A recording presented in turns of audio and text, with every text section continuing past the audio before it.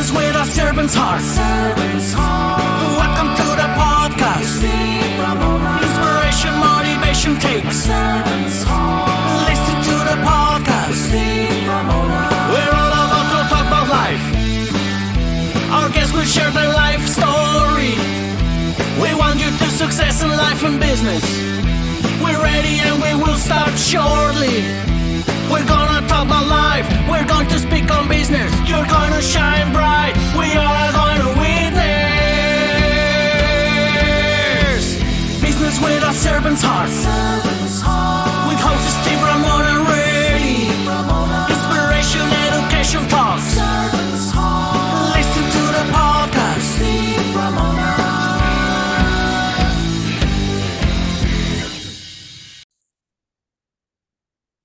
Welcome, everyone, to Doing Business with a Servant's Heart podcast. I'm your host, Steve Ramona. I'm so excited and thrilled to have you join us today. We're going to talk about a subject I talk about that needs a servant's heart, and we'll talk more about that. But we developed this podcast to explore the idea of having a purpose. And that purpose in your work, in your life, is the servant's heart, to serve, to bring value, and the difference and impact you can make, and how great it feels to do that. I get to do this every day. So can you. We also developed this podcast so our guests motivate you, inspire, and educate you. And you're going to get all three of those today. We just had a conversation 5 minutes before, and guys are going to learn so much. And you can hear some tough things as well, but that's good because we need to be very authentic and genuine about the information that goes out there. Here's your call to action, your homework today, audience. Think about how you're going to serve yourself and serve others today and what impact you create today. And that keyword is today. Let's not wait. Let's start serving and make a difference in your world by making a difference in somebody else's world. And I want to thank our sponsor today, Pantheon Alliance. Join this community of high-income entrepreneurs and business leaders who are creating a worldwide thought leader platform to make an impact and change in the world. If you want to be part of this, just let me know and we can help you get invited to that. With that being said, healthcare, I'm going to say it's a mess. I know you listening. I have stories just recently of things. And I don't want to go when something happens like the LA fires and, oh, this is wrong, this is wrong. Let's find solutions. The world is not solution-based, it's problem-based. And social media, I'm going to get a lot of email for this, is part of that problem. But we're not going to dive into that. With that being said, let's jump in with now a good friend of mine, Anthony Wallace. Welcome to the show. Well, thank you, Steve. It's great to be here, and thank you for the invitation. You're so humble and such a servant's heart in healthcare. Why do you have that feeling over these many years in the industry? Well, Steve, I mean, first of all, I joined the industry almost 3 decades ago. And, Wow. you know, my first day in role, I couldn't believe what I was able to do, and helping doctors, helping patients, being able to truly make an impact, not just a job and make a living, in my early 20s, but ultimately make an impact on what you're doing. And that, I'll tell you, that has never changed. Almost 3 decades now of doing this.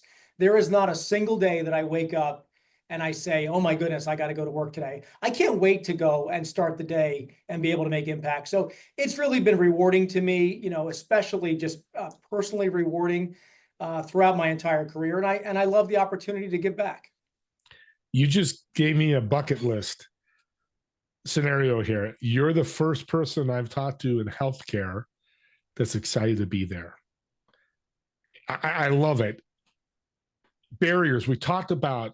I want to jump into this because we know healthcare needs to be fixed. I think everybody is saying that, how much we won't get into that. Talk about the barriers and what people listening can do to help that. Yeah, well, I am optimistic. I mean, for one, because I do think that we will continue to evolve healthcare, and it'll get better and better. And I think patients will live longer and longer, but we just got to remove some of the friction from the healthcare system. And the friction evolves in many ways, right? I spent most of my career in pharmaceuticals, right? And really trying to bring innovative medicines to patients. But the real problem we have, if you think about it right now, and these statistics are available on almost any website that talks about prescription medications, but about 1 in 3 prescriptions are never filled by the patient. About half of the chronic disease medications are not taken as prescribed. And there's a reason for that. The patients can't afford their medicines, or patients are trying to find ways to stretch that.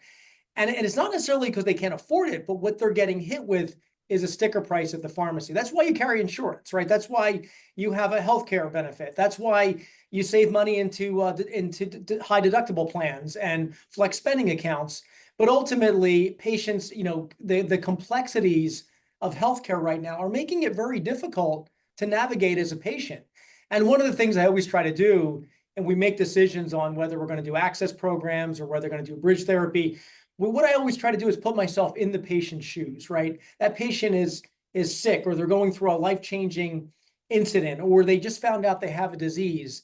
They don't have the capacity to go figure out, how do I navigate this healthcare system? So I'm using my benefit for this, or I got to call and get this form done for this. It's really frustrating, and I know we can do better. Yeah, simplicity needs to be a big proponent of this. Is the barrier, because you're right. You have the forms you fill out, and you go see the doctor, and the pre-charting and all that is, it's not hard, and you have to do it. But I like, if you make it simple for the patient's going to do more, is kind of what you're saying, right? Exactly. And look, I want to also, I don't want to harp on one side of healthcare and say the insurers are the problem, because I don't think that's necessarily the case. They put processes in place to prevent abuse. And that abuse, that those processes, unfortunately, sometimes they have a different effect. They prevent patients from getting their medicines. Remember, as good as we can make medicines, they're not going to help the patient if the patient can't get access to it. So there's a reason why all these things happen, but the entire ecosystem is broken. And again, I do feel optimistic it can be fixed, but it's a really difficult time to be a patient right now. Well, that brings up another subject, the patient side. And I look at this as a customer in a business. We have great customer service is our goal, but you got to be a great customer too. You can't be screaming and yelling at your waitress thinking you're going to get things done. On the patient side, I'm thinking making sure you show up for your appointments, you listen to the doctor, you ask questions. What can people listening be a better patient to the healthcare system? Well, I always say that an informed patient is a better patient, right? Informed. A patient that actually takes ownership of if they have a chronic disease, or even an acute flare-up of something, they take ownership, try to learn about it, try to ask the right questions, leverage their healthcare provider's time, right? Right now, everyone is busy, including doctors, and they're getting crushed, as far as reimbursements and the time they're supposed to be spending with patients. So make the most of that time. So read up, ask the right questions, do the right things to help yourself, right? There's not a cure. You just take a pill and everything is good. Sometimes you have to change your lifestyle. Sometimes you have to eat better. Sometimes you have to exercise. These are all things that should go in tandem with your healthcare plan. So keeping yourself healthy, making sure that you're informed, making sure you understand your insurance, making sure you understand, do you have to go to a certain pharmacy? Do you have to go through a different pharmacy benefit manager? These are all things that'll help you as a patient navigate through a complex system. And the other thing is, tell them they're not doing it right. Like I was telling you a story with my wife in the hospital, the nurse had such a deep they couldn't understand her. I understand nursing is way down. They're trying to find nurses, but to go and say, you know what, we need another, what she did, I need to get another nurse, be open to that, do it kindly with a servant's heart. Like, we can't understand. Those are the type of things that help too. Now, it's interesting. You say 3 decades. You've been in healthcare. 28 years. 28 years. So he's almost at 3 decades. He looks 35. So he started at 5 years old, just out of his mommy's womb. I'm just half kidding. He looks Have me on your show anytime, Steve. Yeah. God, I just scored points, didn't I? You work for Merck. I'm going to say, because you mentioned it to me. I love what you told me about them, because I want people, and I want to hear success with pharmaceutical companies. They're getting so much bad rap right now, some legitimate and some not so, because you work with them and they have this cool little saying on the walls. And why did they put that there? Well, my very first healthcare job was with Merck Company. I was 24 years old. I remember stepping into the building for the first day of training, and I remember seeing a sign on the wall by George Merck that said, medicine is for the patient. It's not for the profits. If we remember that medicine's for the patient, the profits never fail to appear. What he was trying to get at, and obviously I didn't know George Merck, but what he's trying to get at is our focus needs to be on the patient. And if it's on the profits, you're in it for the wrong reason. Now, the profits will come, right? Over and over, they've shown that you can run a successful business and the profits will come. But ultimately, you got to focus on the patient. That's why you're there. That's your mission. That's your purpose. And I'll tell you, I spent almost 13 years with Merck Company. It was a terrific company, a great way to really start my healthcare career. They always walk the talk on that, right? And every day, like I said, starting back then, every day, I couldn't wait to go to work. I couldn't wait to go and provide information, provide education to a doctor, to a surgeon, helping them to help their patients. And it was extremely rewarding. But that was my first thing that I saw when I walked in that building, was that George Merck sign. And Merck is not struggling for income. They have pretty high revenues the last time I checked. I think it's in the beam number, the billions. Oh, so yeah. their servant's heart, which I'd love to see, this is doing business, the servant's heart, that's living it. Yeah. And they're still successful. If you think about it, yeah, I'm sorry. If you think about it, they developed drugs, like in the 80s and 90s, the first drug for cholesterol, first drug for the antihypertensive to control blood pressure, to control, diseases like prostate issues, to control osteoporosis and prevent it and reverse it. All of those things were because they focused on an unmet need for the patient. They didn't know what it would turn out to be. They did turn out to be very successful therapeutic drugs that they went into, but they went for an area that was an unmet need, and that was the focus. And so many companies do great things today. They go for an area of unmet need. And even though it may not be, as you mentioned, the B word, a profit in the billions, these are sometimes just a significant unmet need where you can help a number of patients that they really have no other choice. And I think what you're able to do for those patients and change their lives is truly inspirational, at least to me. Yeah, I don't want to speak for the people, but for me, I'm happy Merck's making billions because they can make more drugs as things change, because they're taking care of me. They're caring about me. They're pricing it properly. They're doing all the right things for me as the people. I think a lot of you listening out there would love to hear that. The gentleman at United Healthcare got assassinated. Okay. It's sad, but it also brings up some really major stuff as executives in healthcare. Like the president of the United States, Anthony, I would never be paid enough to do either one of those. But what do they go through? What are the challenges they face that the audience can listen and go, hey, let's be a little more lenient, on our aggressiveness towards them? Yeah, first of all, a terrible tragedy, right? Yeah. Father and a husband and so forth killed, which is senseless, right?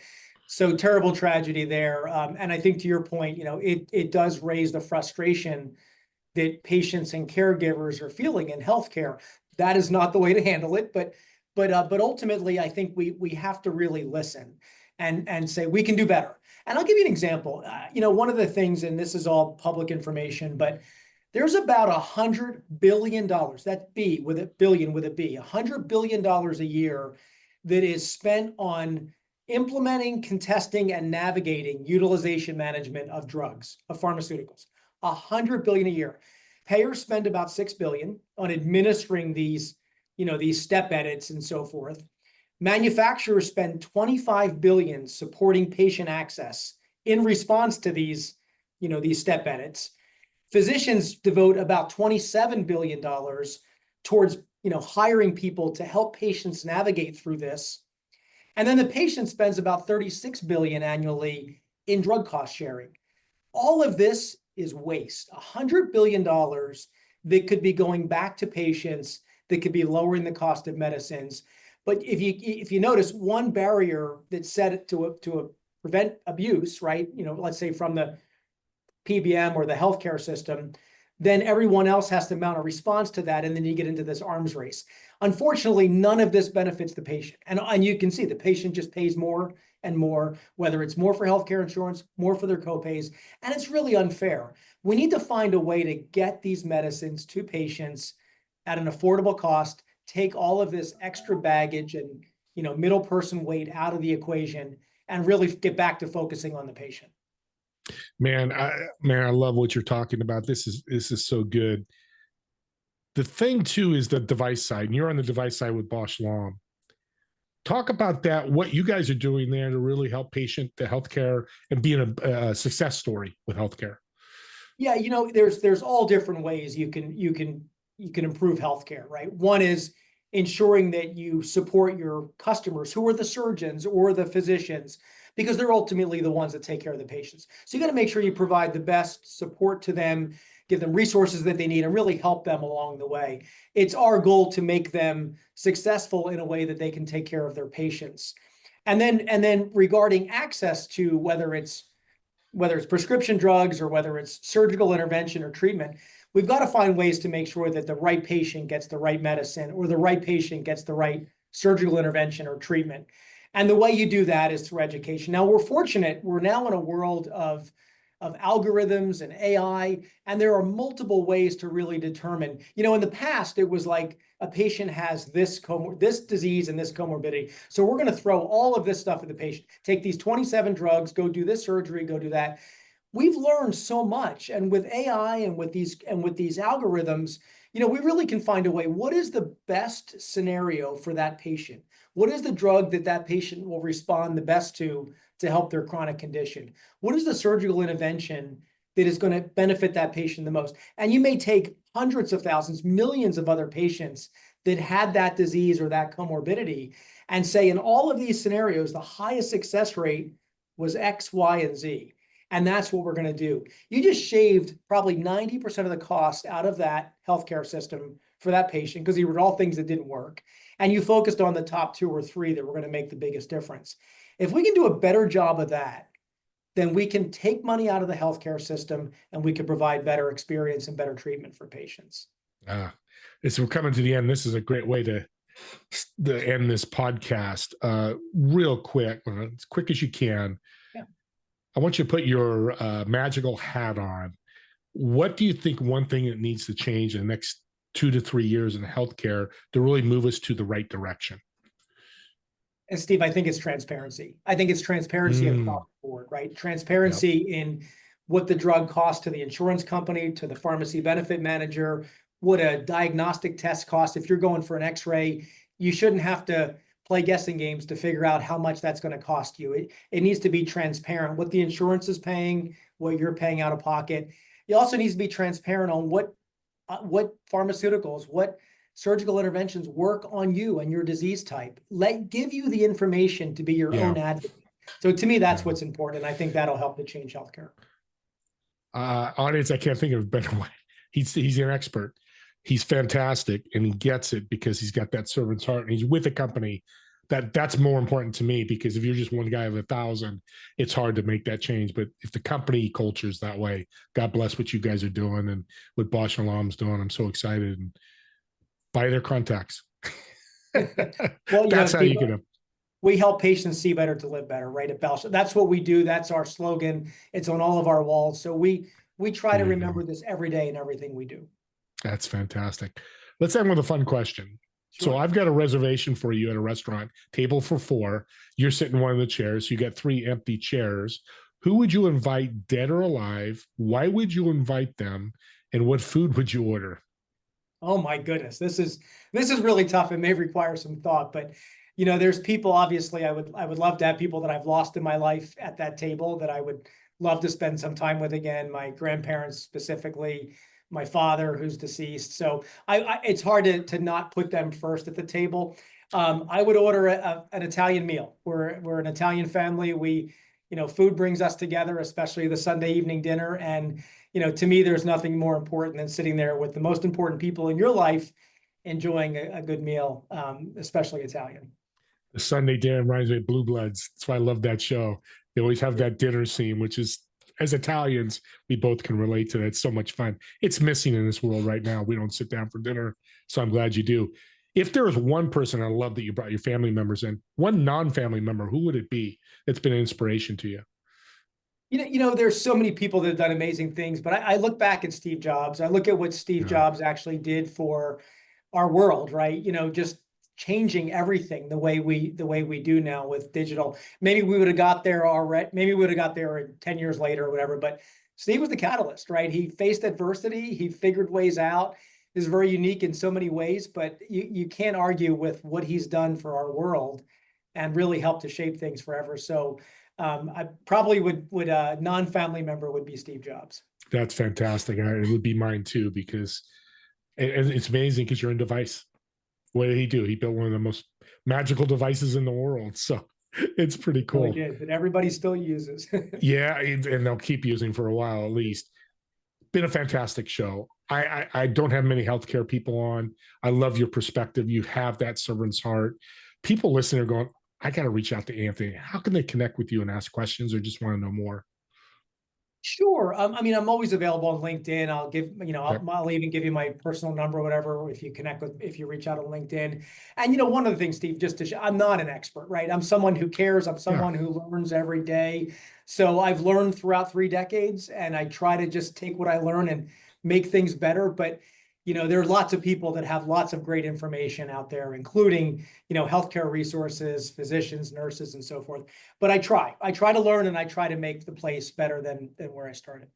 And you're that guy that resources, and I'm glad you mentioned that, because audience, you reach out, that's where his big superpower is.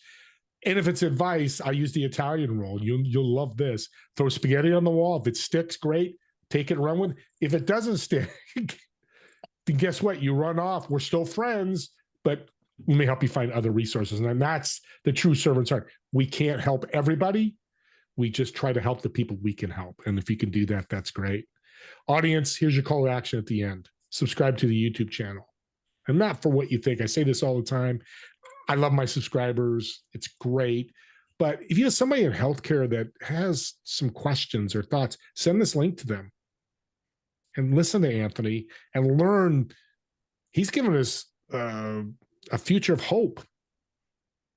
This can change and will change, because it has to change, but there's hope now.